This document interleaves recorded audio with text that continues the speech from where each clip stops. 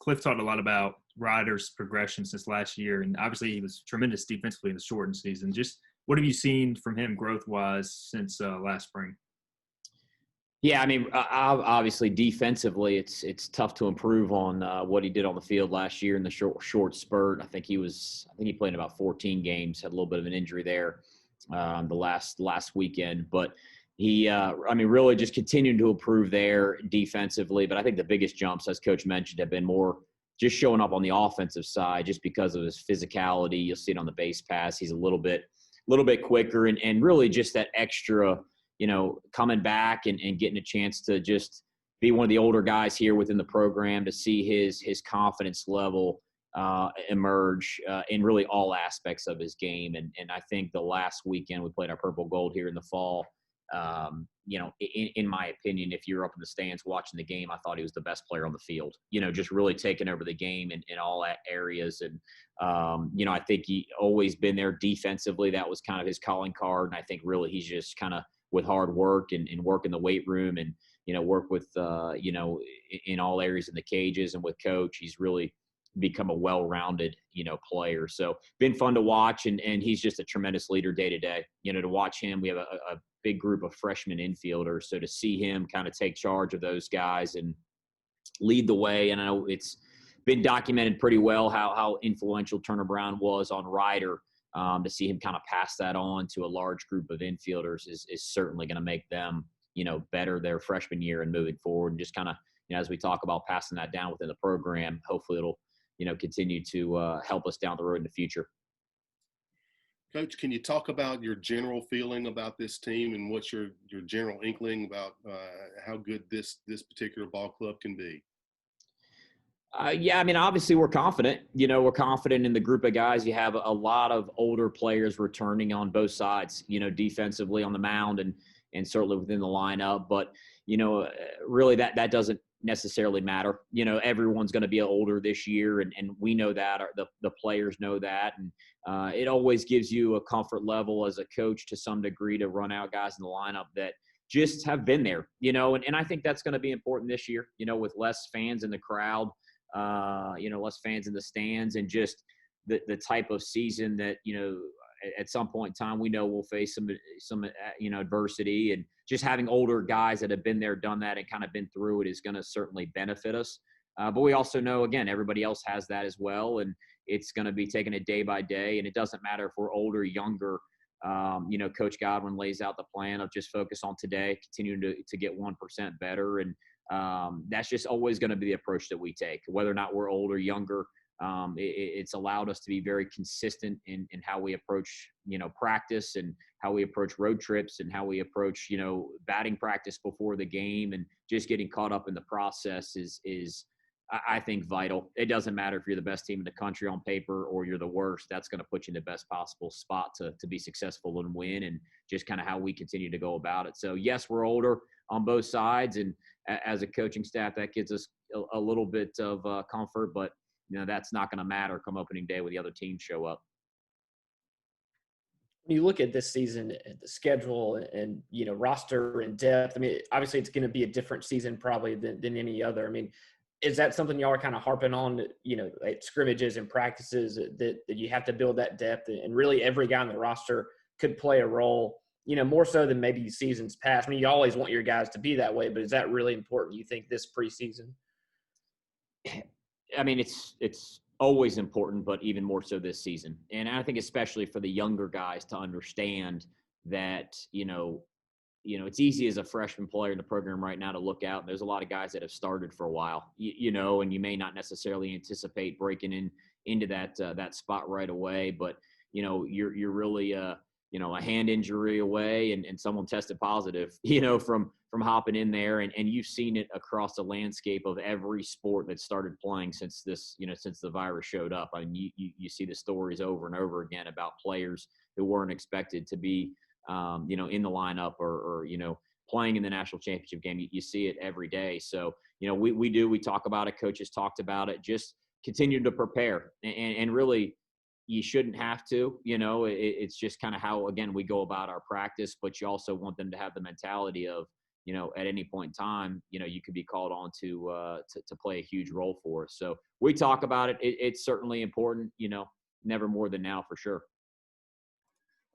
Coach, kind of going off of what you said earlier, who are some of those younger infielders who have made a positive impact since coming to the program this year?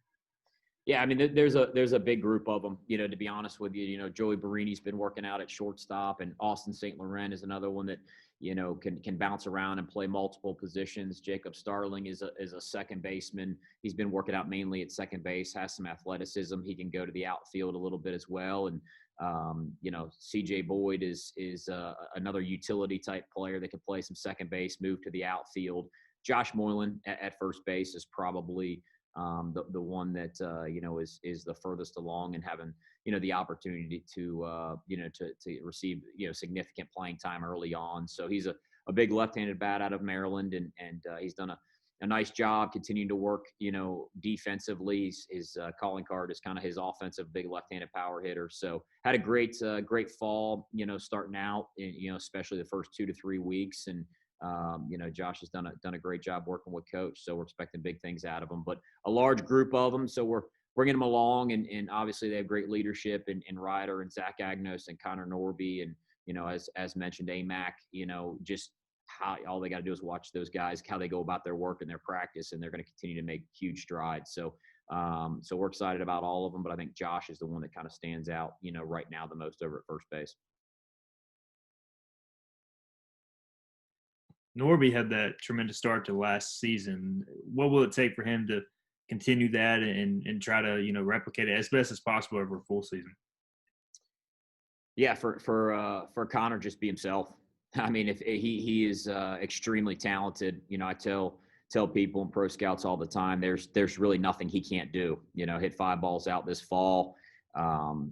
Doesn't strike out, can steal bases, has the ability to make the routine play consistently, but also the ability to make the web gems. I mean, he can make any type of play, tremendous arm strength. So there's really nothing that the kid can't do. And I think it took Connor a year in our program just to kind of develop that confidence and realize that, hey, I do belong here at this level. And he was just starting to kind of hit his stride. I felt like last year on the offensive side, played outstanding defense. We worked on a few things with his double play turn that he needed to continue to improve at. But really across the board, he just needs to be himself, show up, play hard, believe in himself. He's going to hit high in our lineup, and we're going to count on him to do big things, and he knows that, and he's ready for it. Maybe I should ask Coach Godwin this, but I know you're probably still involved a little bit with the catcher position. And what is that like kind of behind Seth Goodell? And again, as we talked earlier, depth is an issue or an important thing. I mean, I'm assuming that can be part of the catching position too. I mean, we know Goodell, but what are things kind of like behind him, I guess? Yeah, Ben Newton is back, as well. And Ben played in spurts last year and also DH'd, hopped into the DH role a little bit towards the back end. I also thought Ben was really starting to kind of hit his stride and put together some really quality at bats last year. And, we're going to count on Ben.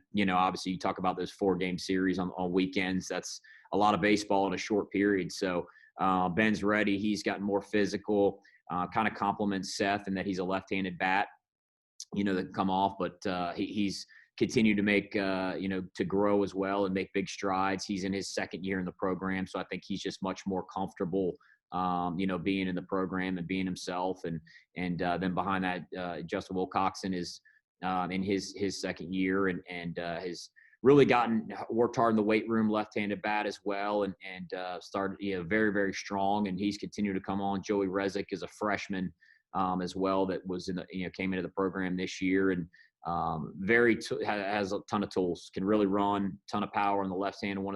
Other than probably Bryson Morrell, one of the strongest guys at the plate in terms of exit velocity. So a lot of things to work with. He's worked with, Coach Godwin and Coach Knight there behind the plate to continuing to just kind of develop that side of his game, but very talented as well. So there's a group of guys back there. And, as we, again, we've talked a whole lot about, they all need to be ready to go.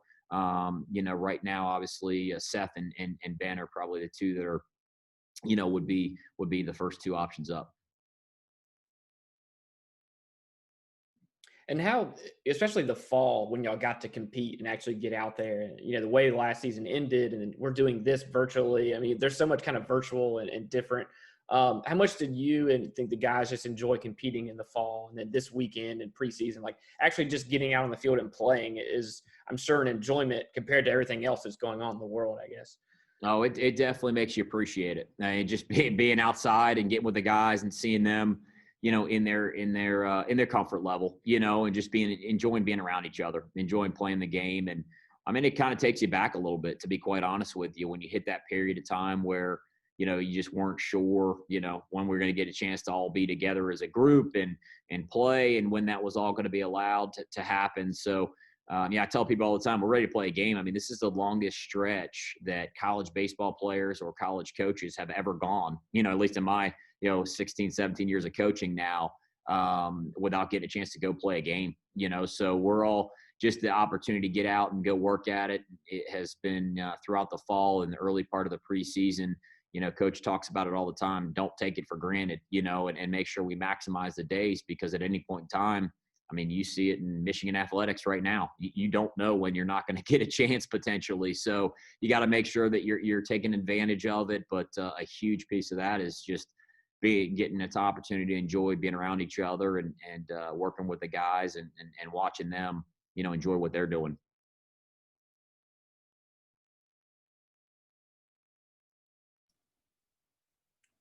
Okay, do we have anything else for Coach Palumbo this morning? Hey, yeah, just kind of building off that a little bit. Coach had mentioned how everything they've gone through, the bubble in the fall, how it's made this team the closest he's probably ever seen. What have you seen from that aspect, and how do you think that'll be helpful in the season?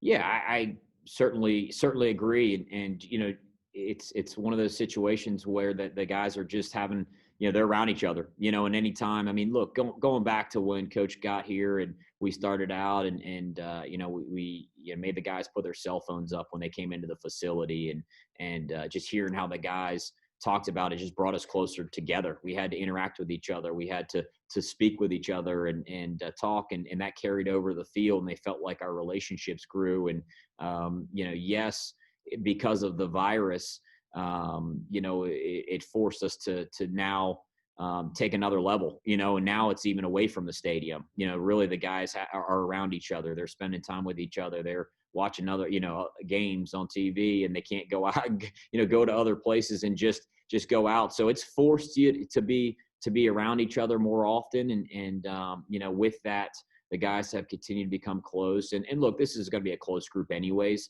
But I think it really brings kind of the freshmen and the older guys even that much closer together, and they can just work on those relationships more in depth. So all of those things you feel like are no question positives and going to carry over when we get into the season and start facing adversity and all of those things. But just the nature of it has brought us together. And somebody was kind of talking with me today. We're having a conversation, and he said, well, X was, as a positive of the virus. And I said, there's plenty of positives. If you really take a step back, there's plenty of positives. Certainly there's all things we wish would be a little more normal.